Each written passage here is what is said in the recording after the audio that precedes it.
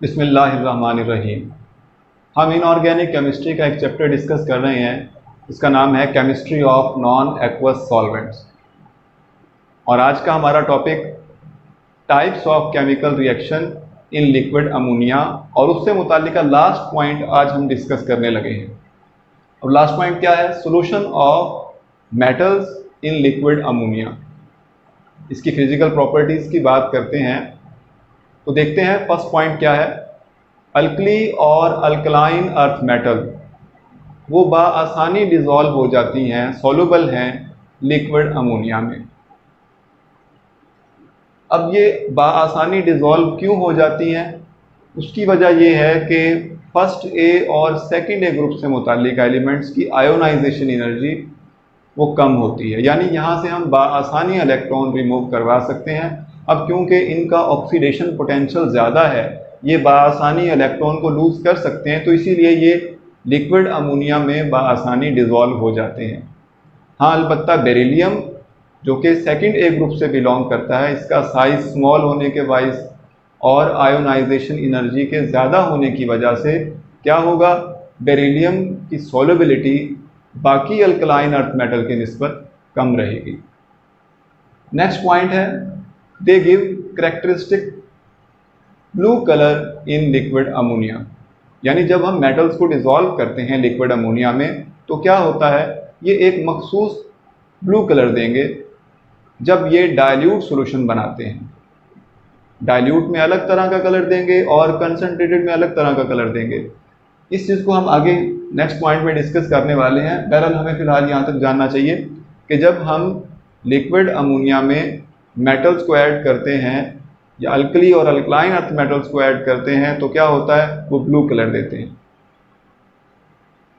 इसके अलावा next point है, इनसे मुताल्लिका यानी मेटल को जब लिक्विड अमोनिया में ऐड करते हैं तो ये सॉल्यूशंस क्या करते हैं, बन जाते हैं गुड कंडक्टर ऑफ इलेक्ट्रिसिटी। अब गुड कंडक्टर क्यों बनते हैं? क्योंकि यहाँ पर अमोनिएटेड इलेक्ट्रॉन मौजूद होते हैं। बुनियादी तौर पे होता ये है, मेटल अपने इलेक्ट्रॉन को लूज़ करती है और लिक्विड अमोनिया उन इलेक्ट्रॉन को सराउंड कर लेते हैं, जिसकी वजह से हम उन इलेक्ट्रॉन्स को नाम देते हैं अमोनिएटेड इलेक्ट्रॉन्स का। ऐसे ही मेटल आयन को भी अमोनिया के मॉलिक्यूल सराउंड कर लेते हैं, यानी इसे सॉल्वेशन कहेंगे हम। अब क्योंकि यहाँ पर सॉल्वेंट अमोनिया है तो हम इसे अमोनिएशन कहते हैं। नेक्स्ट पॉइंट क्या है, metal ammonia solutions are unstable. अब मेटल अमोनिया सॉल्यूशन अनस्टेबल किस तरह से हैं, क्या वजह होगी उसकी? उसकी वजह यह है कि मेटल जब अपने इलेक्ट्रॉन को रिमूव करती है, इलेक्ट्रॉन ऐड करती है लिक्विड अमोनिया में, तो ये अमोनिया की डीकम्पोजिशन की वजह बन सकता है, यानी ये सॉल्वोलाइसिस भी कर सकता है और करता है। हम इसको आगे चल के नेक्स्ट डिस्कस करेंगे। जैसे यहाँ पे हमने लिखा है कि इलेक्ट्रॉन अमोनिया के साथ जब रिएक्ट करेगा तो ये सॉल्वोलाइसिस कर देता है, तो हम इसको अमोनोलाइसिस कहते हैं क्योंकि ammonia as a solvent use किया गया था। तो हम इसको भी आगे चल के डिस्कस करेंगे। इसके अलावा नेक्स्ट, अगर कोई कैटलिस्ट, मखसूस कैटलिस्ट इस सॉल्यूशन में मौजूद रहे जिसमें मेटल आयन को ऐड किया गया है अमोनिया सॉल्वेंट को इस्तेमाल करते हुए, तो तब कैटलिस्ट की मौजूदगी में ये स्टेबल रह सकता है। बहरहाल हम एक केमिकल रिएक्शन यहाँ पे देख रहे हैं कि जब मेटल अमोनिया के साथ ऐड की जाती है, यानी लिक्विड अमोनिया में हमने मेटल को ऐड किया है, तो मेटल क्या करेगी, अपने इलेक्ट्रॉन को लूज़ करेगी, जिसकी वजह से यहाँ से हाइड्रोजन आयन इलेक्ट्रॉन को एक्सेप्ट करके हाइड्रोजन गैस में कन्वर्ट हो जाएंगे और साथ में मेटल अमाइड बनेगा। ठीक है। और जिस तरह से फर्स्ट पॉइंट में हमने डिस्कस किया था कि अमोनिया सॉल्वेंट में फर्स्ट ए ग्रुप से मुताल्लिका अल्कली मेटल्स और सेकंड ए ग्रुप में alkaline earth metals easily soluble है, मगर बेरिलियम उसकी सॉल्युबिलिटी लिक्विड अमोनिया में कम रहती है। तो थर्ड ए में भी अमोनिया सॉल्यूशंस ऑफ एल्यूमिनियम तो थर्ड ए से बिलोंग करता है और बेरिलियम सेकंड ए से बिलोंग करता है, तो इस वजह से ये दोनों, इनकी सॉल्युबिलिटी लिक्विड अमोनिया में कम रहेगी। नेक्स्ट, इसके ब्लू कलर, यानी जब हम लिक्विड अमोनिया सॉल्वेंट में मेटल्स को ऐड करते हैं तो वो ब्लू कलर का सोल्यूशन किस वजह से बनाते हैं?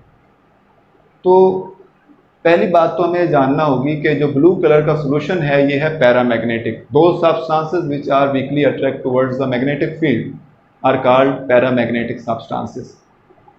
अब क्योंकि यहाँ पर अनपेयर्ड इलेक्ट्रॉन मौजूद हैं, इस वजह से पैरामैग्नेटिक है। अब कैसे मौजूद हैं वो हम डिस्कस करते हैं। तो हमें पहले ये जानना चाहिए कि ये पैरामैग्नेटिक है, तभी एक स्पेसिफिक कलर वो शो कर रहा है। और ये ब्लू कलर याद रखिएगा डाइल्यूट सॉल्यूशन में देते हैं, यानी अगर हम मेटल इतनी ऐड करें कि वो डाइल्यूट सॉल्यूशन बनाए लिक्विड अमोनिया के साथ, तब ब्लू कलर होगा। अदरवाइज हम जब कंसनट्रेटेड सॉल्यूशन बनाते हैं तो अलग तरह का कलर शो करेंगे वो।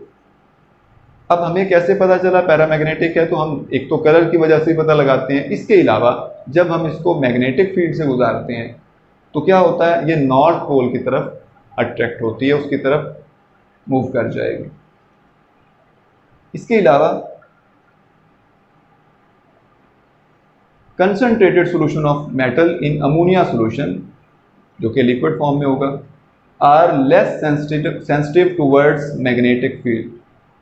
अब मैग्नेटिक फील्ड के हवाले से यानी कंसंट्रेटेड जब हम बनाएंगे सॉल्यूशन तो मेटल आयन ज़्यादा इलेक्ट्रॉन रिमूव करेगा। ज़्यादा इलेक्ट्रॉन की वजह से उसके पैरामैग्नेटिक कैरेक्टर बढ़ जाने चाहिए, फिर तो उसको मैग्नेटिक फील्ड की तरफ ज़्यादा अट्रैक्ट होना चाहिए, ज़्यादा सेंसिटिव होना चाहिए मैग्नेटिक फील्ड की तरफ। मगर यहाँ पर ये ऐसा क्या हुआ कि जब हमने मेटल को ज़्यादा मिकदार में ऐड किया, सोल्यूट को ज़्यादा मिकदार में ऐड किया लिक्विड अमोनिया में, तो बजाय इसके कि उनकी मैग्नेटिक फील्ड के लिए सेंसिटिविटी बढ़ जाती, वो डिक्रीज़ हो चुकी है। अब ऐसा क्यों होता है? उसकी वजह है जो अनपेयर्ड इलेक्ट्रॉन है उनकी तादाद कम हो जाती है। और ऐसा क्यों होता है? मेटल दोबारा फिर से इलेक्ट्रॉन को अपने साथ अटैच कर लेती है, और अमोनिएटेड इलेक्ट्रॉन उनकी मिकदार का ज़्यादा होना भी एक बड़ी वजह है इसके लिए। अब हम एक केमिकल रिएक्शन देख रहे हैं यहाँ पर, जो वाज़े करता है कि ब्लू कलर सोल्यूशन क्यों बना, और इसके अलावा वो पैरामैग्नेटिक किस तरह से है, यानी क्या उनके पास अनपेयर्ड इलेक्ट्रॉन मौजूद हैं। तो देखते हैं। मेटल अमोनिया में ऐड की गई है, ये लिक्विड अमोनिया है यहाँ पर। जब इसमें मेटल ऐड की गई है तो क्या हुआ, मेटल ने अपने इलेक्ट्रॉन को लूज़ किया। हमने पहले बताया था कि मेटल इलेक्ट्रॉन को लूज़ करती हैं, इनकी आयोनाइजेशन एनर्जी कम होती है। तो इलेक्ट्रॉन जब रिमूव करेंगे तो वो इलेक्ट्रॉन क्या होगा, सॉल्वेंट के अंदर डिज़ोल्व हो जाएगा, और अमोनिया के मॉलिक्यूल क्या करेंगे, इन इलेक्ट्रॉन्स को सराउंड कर लेंगे, और इन इलेक्ट्रॉन्स को नाम देते हैं अमोनिएटेड इलेक्ट्रॉन्स। तो हमसे अगर पूछा जाए कि मेटल को जब हम लिक्विड अमोनिया में ऐड करते हैं तो उसका ब्लू कलर किस वजह से रहता है, तो हम बताते हैं कि it's due to ammoniated electrons. अब फिर क्या हुआ, देखिए मेटल आयन जो बचे उनको भी अमोनिया के मॉलिक्यूल्स ने सराउंड कर लिया है, यानी इस प्रोसेस को सॉल्वेशन कहते हैं आप, क्योंकि सॉल्वेशन तो एक कॉमन चीज़ है। वाटर अगर सॉल्वेंट रहता है तो हाइड्रेशन कहलाता, अब अगर अमोनिया सॉल्वेंट है तो ये अमोनिएशन कहलाएगा। अब ये तो डाइल्यूट सॉल्यूशन की बात थी कि डाइल्यूट सॉल्यूशन जब हम अमोनिया सॉल्वेंट में यानी मेटल की मिकदार कम ऐड करें तो डाइल्यूट सॉल्यूशन बनेगा। तो कलर क्या कौन सा रहेगा, ब्लू कलर। अब अगर हम कंसंट्रेटेड सॉल्यूशन बनाते हैं तब क्या होगा, तो जब हम कंसंट्रेटेड सॉल्यूशन बनाते हैं यानी मेटल की ज़ायद मिकदार को लिक्विड अमोनिया में ऐड करते हैं, तो तब कॉपर ब्रॉन्ज कलर जो है वो शो किया जाएगा। इसका एक स्पेसिफिक अब्जॉर्प्शन स्पेक्ट्रा है, ब्लू कलर के लिए अलग अब्जॉर्प्शन स्पेक्ट्रा है। तो ये इनके अब्जॉर्प्शन स्पेक्ट्रा की वजह से डिफरेंट कलर भी नज़र आ रहे हैं हमें। अब यहाँ पर हाई कंसंट्रेशन जब मेटल की है तो इलेक्ट्रॉन भी बढ़ जाने चाहिए, या फिर इलेक्ट्रॉन तो वैसे ही है, पैरामैग्नेटिक है तो ब्लू कलर ही शो करना चाहिए। मगर हमें मालूम है कि इलेक्ट्रॉन की तादाद में वेरिएशन आई है, कमी हो गई है वहाँ पर। तो इस वजह से क्या हुआ, जो हमारा सॉल्यूशन है वो ब्लू नहीं रहेगा बल्कि कॉपर ब्रॉन्ज कलर जो है वो शो करेगा। फिर इसकी केमिकल प्रॉपर्टीज़ को डिस्कस करते हैं। तो सबसे पहले हम यहाँ पर जो बात डिस्कस करने वाले हैं वो ये है कि जब हम जब हम मेटल को यहाँ पर ऐड करेंगे तो वो इलेक्ट्रॉन रिमूव करेंगे। इलेक्ट्रॉन क्या करते हैं, अमोनिया यानी जो हमारा सॉल्वेंट है लिक्विड फॉर्म में, उसको ब्रेक कर देते हैं। इसे हम कहते हैं सॉल्वोलाइसिस। अमोनिया सॉल्वेंट है तो अमोनोलाइसिस। अब ये इलेक्ट्रॉन अमाइड आयन बनाएगा और जो हाइड्रोजन आयन इलेक्ट्रॉन एक्सेप्ट करके हाइड्रोजन गैस में कन्वर्ट हो जाएंगे। इस तरह से ये डिकम्पोजिशन की वजह बन रहा है। अब ये डिकम्पोजिशन स्लो रहती है कब? जब सॉल्यूशन कोल्ड रहता है, टेम्परेचर मतलब लो रहेगा और क्लियर सॉल्यूशन होगा, मगर फास्ट हो जाती है अगर हम एक मुताल्लिका specific suitable transition metal compound add कर दें। इसके अलावा नेक्स्ट पॉइंट है सिंपल इलेक्ट्रॉन एडिशन रिएक्शन। अब यहाँ पे इससे क्या मुराद है? मेटल आयन ने इलेक्ट्रॉन तो रिमूव कर दिया, अमोनिएटेड इलेक्ट्रॉन हम यहाँ पे लिखेंगे उसके लिए, जैसा कि यहाँ पे हमने इस रिएक्शन में लिखा था, ये अमोनिएटेड इलेक्ट्रॉन है। यहाँ पर भी वैसे ही अमोनिएटेड इलेक्ट्रॉन तो फ्री हो गए अमोनिया में, यानी जब हमने मेटल आयन को, ये मेटल को जब हमने ऐड किया है लिक्विड अमोनिया में, तो उन्होंने इलेक्ट्रॉन रिमूव किए मेटल ने, और अमोनिया के मॉलिक्यूल ने उनको सराउंड कर लिया, अमोनिएटेड इलेक्ट्रॉन कहलाए। अब यही इलेक्ट्रॉन हमारे दूसरे कंपाउंड जो हैं, जैसे ट्रांजिशन मुताबिक एलिमेंट है मैंगनीज, अब ये पहले था पर मैग्नेट, जब ये इलेक्ट्रॉन ऐड होगा, अमोनिएटेड इलेक्ट्रॉन इसमें ऐड हो जाएगा without bond cleavage, bond break नहीं करना पड़ेगा। क्यों? क्योंकि बॉन्ड तो था ही नहीं, इलेक्ट्रॉन सिर्फ सॉल्वेंट के साथ इंटरेक्शन में था, तो ये आसानी यहाँ पे ऐड हो सकता है। और क्या होगा? MnO4-2 मैग्नेट आयन में कन्वर्ट हो जाएगा। NO2 -1 चार्ज है, जब अमोनिएटेड इलेक्ट्रॉन इसमें ऐड हो जाएंगे NO2-2। इसी तरह से ऑक्सीजन में जब 2 इलेक्ट्रॉन ऐड होंगे, अमोनिएटेड बहुत सारे होते हैं, तो ये O2-2। अब 1 electron addition reaction with bond cleavage, यानी कि ऐसे केमिकल रिएक्शन की बात करें जिनमें बॉन्ड क्लीवेज भी इन्वॉल्व होता है। यहाँ पे कोई बॉन्ड क्लीवेज नहीं थी, देखें कोई ब्रेक डाउन नहीं हुई, जस्ट इलेक्ट्रॉन ऐड हो गया, विदाउट बॉन्ड क्लीवेज इलेक्ट्रॉन की एडिशन हुई है। सेकेंड जो टाइप पढ़ रहे हैं, यहाँ पर इलेक्ट्रॉन ऐड हो रहे हैं मगर अब एक बॉन्ड भी ब्रेक होगा, जैसा कि अमोनियम आयन है। जब इलेक्ट्रॉन ऐड करेंगे तो हाइड्रोजन आयन उसको एक्सेप्ट करके हाइड्रोजन गैस में कन्वर्ट हो जाएगा और साथ में अमोनिया लिक्विड फॉर्म में बच जाएगा। इसी तरह से PH3 हमारे पास है, यहाँ से भी एक हाइड्रोजन आयन इस इलेक्ट्रॉन को एक्सेप्ट करके हाइड्रोजन गैस में कन्वर्ट हो जाएगा। ये रिएक्शन को बैलेंस करने के लिए 1/2 H2 लिखा है, और यहाँ पर बाकी जो बचेगा PH2 नेगेटिव।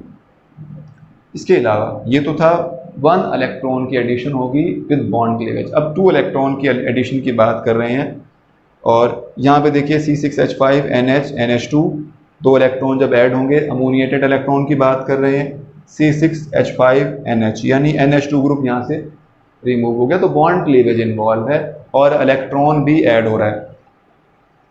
अब देखें हमारे पास, हम ये जो मुताल्लिका solution in metal ion, metal को जब हमने ऐड किया कहाँ पर? लिक्विड अमोनिया में, तो हुआ क्या? मेटल की एडिशन के बाद वो कलर्ड सोल्यूशन बन गया। डाइल्यूट था तो ब्लू रहेगा, वरना वो कॉपर ब्रॉन्ज कलर का सोल्यूशन बन जाएगा इन कंसनट्रेटेड फॉर्म। तो हम इस कलर को डिसअपियर कर सकते हैं। तो अगर हम अमोनिया से मुताल्लिका साल्ट, जैसे अमोनियम क्लोराइड है या अमोनियम से अमोनियम आयन रखने वाले अगर कंपोनेंट्स को, साल्ट्स को ऐड करते हैं, तो क्या होगा? कलर डिसअपियर हो जाएगा। जैसे अमोनियम आयन इलेक्ट्रॉन को एक्सेप्ट करने के बाद अमोनिया और हाइड्रोजन गैस में कन्वर्ट हो जाएंगे, तो ये कोई प्रॉपर कोई स्पेसिफिक कलर नहीं होगा। इलेक्ट्रॉन, अमोनिएटेड इलेक्ट्रॉन की वजह से कलर था, जब वो मौजूद नहीं रहेंगे, कम हो जाएंगे, तो कलर में वेरिएशन आएंगी, कलर डिसअपियर हो सकता है। अगर हम अमोनिया से मुताल्लिका साल्ट को ऐड कर देते हैं, कहाँ पर? मेटल के लिक्विड अमोनिया के सोल्यूशन के अंदर। ड्रॉबैक क्या है इन केमिकल रिएक्शन के? यानी अगर हम अमोनिया को एज अ सॉल्वेंट यूज़ करते हैं तो उसके नुकसानात क्या, कोई इसमें लिमिटेशंस भी हैं? तो जी हाँ, 2 लिमिटेशन का जिक्र कर रहे हैं। जो अमोनिया है उसके लिए जो बॉइलिंग पॉइंट है वो बहुत लो है, तो लो टेम्परेचर पे इसको हैंडल करना बहुत मुश्किल रहता है। सेकेंडली, जो अमोनिया, लिक्विड अमोनिया सॉल्वेंट को यूज़ करके केमिकल रिएक्शन करवाए जाते हैं, उनके लिए स्पेशल इक्विपमेंट्स चाहिए होते हैं, तो वो भी इस वजह से एक ड्रॉबैक है कि स्पेशल इक्विपमेंट्स चाहिए होते हैं, तो वो बआसानी अगर अवेलेबल ना हो तो इस तरह से फिर हम लिक्विड अमोनिया के ज़्यादा बेहतर इस्तेमालात नहीं देख पाते।